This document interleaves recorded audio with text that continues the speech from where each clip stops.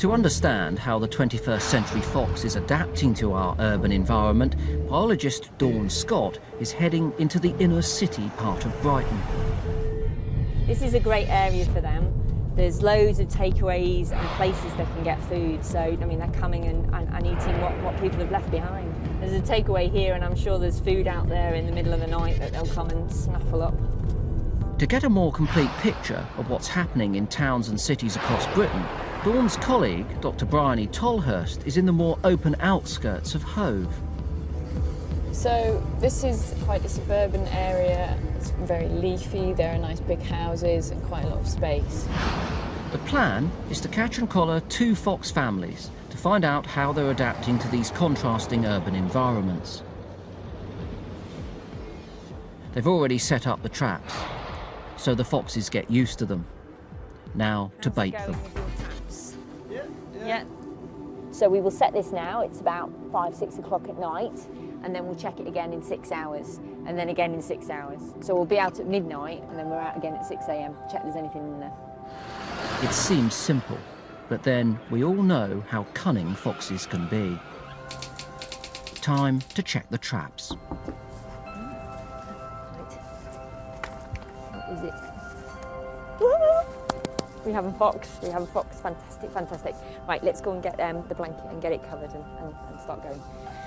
It looks like a large adult male, so hopefully it's the dominant male of this area. Okay, you are a big lad. I think he's going to be a hefty fox. By collaring this large male, Dawn hopes to establish his range, his feeding habits, and how he interacts with other foxes. Behaviour that's impossible to see firsthand. She hopes that this will help her understand how urban foxes and humans can coexist. So this is one of the new detection collars that we're going to put on him. And this is going to be a red band, so the red is for the inner city foxes, and then if we get a female we'll do red and another colour so that we can identify them. So this is the inner city red fox.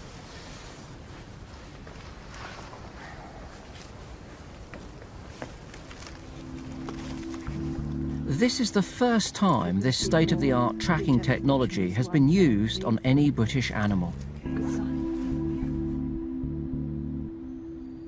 So this one, being a male, is going to be called Silver. Once his measurements have been taken, the newly christened Silver is put back in the holding cage and given an anti-sedative. In this built-up environment, Dawn is particularly cautious.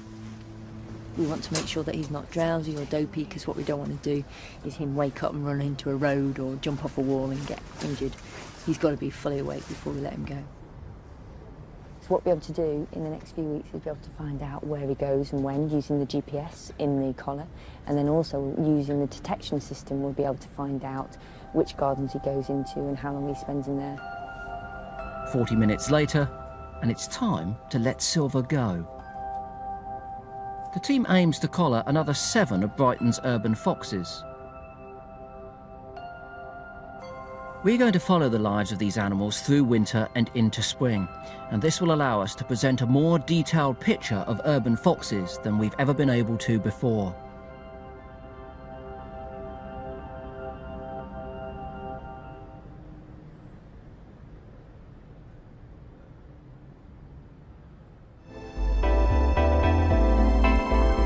Bryony, Dawn, how did the tagging go?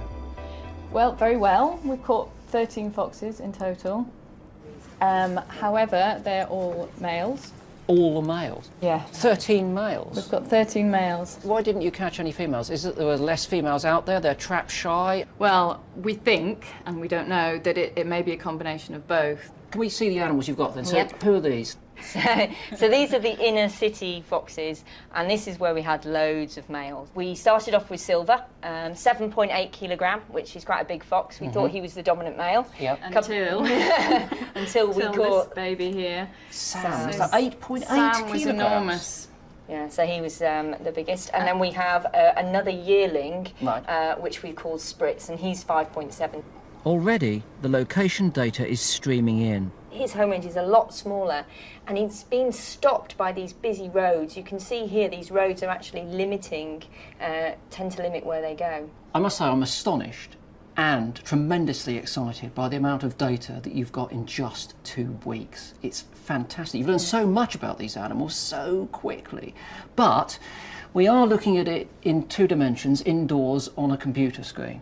We've got to get out into the field. I need to see this, the shape of these environments, to understand the real context of what these animals are doing. So should we prowl the streets of Brighton? Yeah. With the tracking data in hand, we head to the home range of the inner city foxes. Are we in Elm Grove now? Yes. Okay, so we've turned the corner. down. This is his patch in there. In the heart of Silver's territory is a derelict villa that most people would consider a waste of space. But data from the tracking collars shows that all 3 foxes hide up here during the day.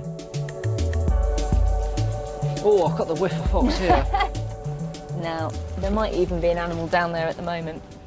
So, They've definitely been here, they've haven't definitely they? been here. And of course, in springtime, Dawn, that would be the perfect place to give birth, wouldn't it? Absolutely, yeah. It's an area that we will be monitoring.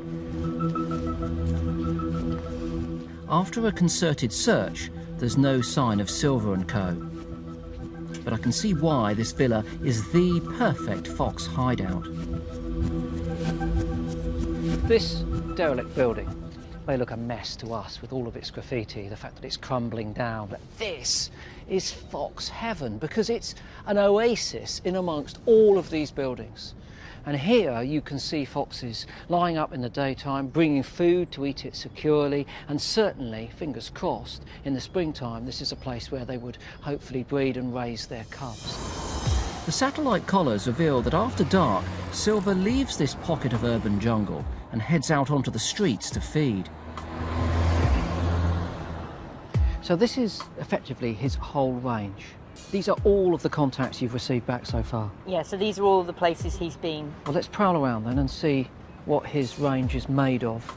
Because at the moment, with the exception of the villa, it looks really, really built up to me. Now, you might think that wild food would be hard to find in the inner city, but there are plenty of alternatives, especially on bin day. All sorts of stuff in here. There's some plastic containers. I mean, a little bit of strawberry yoghurt left in there, and the delicate tongue of a fox will be having that out, won't they? Anything that is left in there, he'll pull it out and More food containers. Yeah, more food. I look here as well. The snails there, they take invertebrates, they take fruit, they take all sorts of different things. They're so opportunistic and they'll scavenge anything. But Dawn's discovered that to find enough food, these inner city foxes have to travel further than their suburban cousins. And that's a risky business when there are lots of roads crisscrossing their ranges. You can see how much busier it is here. It's considerably busier than even 100 metres up the road. Yeah. It's a lot quieter, isn't it, really? I think I'd be scared about crossing this road, never mind a fox. I know, but that's it, isn't it? The boundaries are this road and this one, and it's very clear to see why. We've discovered the critical components of the inner city territory, but there is one place that Silver goes to at the same time every night, and we're just in time to find out why. Don't look. Oh, wow, that's brilliant. There's 2 of them there. And the one at the front looks like he's got a collar on, so that might be Silver. It looks like they're looking up at that window, so I think they're waiting for food. He's just, I love the way he's sat down. Here we are, here we are. Okay. The window must be opening. Yes, yes. Oh, look at that, what a beautiful animal. This time of year, they've got a fantastically thick coat when they're putting it on for winter, and those winter coats are beautiful. The little guy's waiting for something now as well. He's got his food. You can definitely see the size distance, can't you? Definitely. Yeah. We've had a great day. By going out into the field, we've quite literally found out more, because this big clump here, which previously we knew was a spot that the foxes were visiting, we now know is all down to the people in this flat throwing out food at 8:30 every night. So there, field observation, state-of-the-art technology, we're learning a lot more about foxes already. It's brilliant.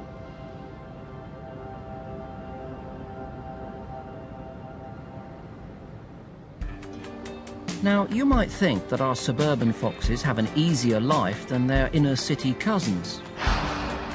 Armed with the latest tracking data for Fleet and Fennec, Dawn Scott is taking me to discover the key components of their patch. She knows they spend most of their days somewhere behind these houses. Now we hope to pinpoint exactly where they're hiding up. Homeowners Barbara and Irvin confirm that foxes are regular visitors. You'll see their footprints, and they run all round the pool. And Dawn quickly gets a fix on Fleet and Fennec's whereabouts. I'm getting very strong signal just there, so he's probably not far at all. What do you think? Matter of a few metres? Yeah, 10, 20? a little bit further than really? that. Yeah, but he's... So he's in one of these gardens? He's within 50 metres of us, yeah. Her garden has everything that Fleet and Fennec could need. But Barbara's not exactly a fox fan. They come down to our vegetable patch, and this year we planted carrots. And they pulled all the carrots up, but they didn't eat them, they just throw them around. They're very naughty.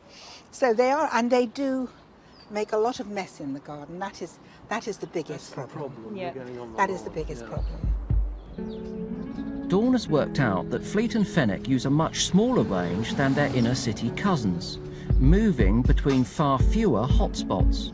And there's one garden that they visit every single night. It's just across the road. Its owners welcome the foxes with open arms and a steady supply of food.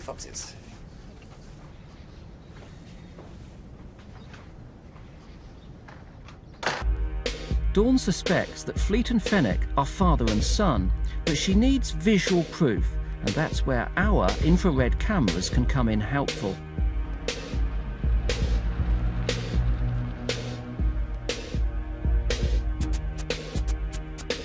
Once they're set, we get one final update from the satellite collars. Okay, so we've just downloaded this now, so we know where they've been this evening. Right. They've started off here, where we picked them up with the receiver earlier. Right. And then they've come down past this road. They've been actually in the garden twice. Have they? Yes. And at the moment, they're very close to us. I'm very envious of your data. It's absolutely fantastic. All of that collected in the last 6 hours, very precisely. But I am confident that if we leave quietly now, our cameras will probably get these animals if they come back. Yeah, and hopefully what they will get on top of the fixes the data is maybe some interaction between them, so that would be brilliant to see. It certainly would. Hot chocolate for me. Yeah, me too. Maybe a biscuit. Knowing the foxes are close, we retreat into the house so we won't disturb the action. Using a well-worn access point, the first fox arrives in the garden. It's Fennec, the young male.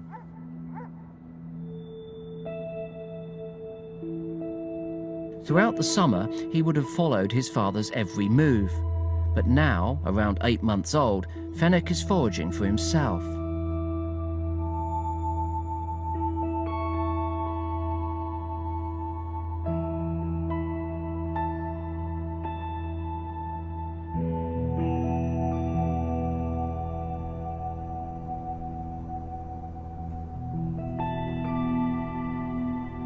Autumn is the critical time for young foxes to bulk up. For Fennec to become a big, successful adult, he must eat as much as he can in the next few weeks. He needs to put on over 1 kilo to catch up with the adult foxes. This garden feast is a real boost to his chances.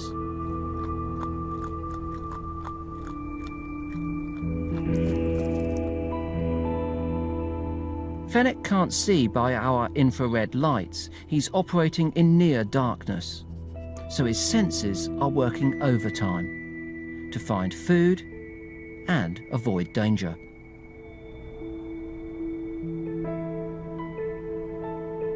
The arrival of a second fox could spell trouble, but Fennec's submissive body language and the newcomer's nonchalance suggest that this collared male, Fleet, is indeed Fennec's father.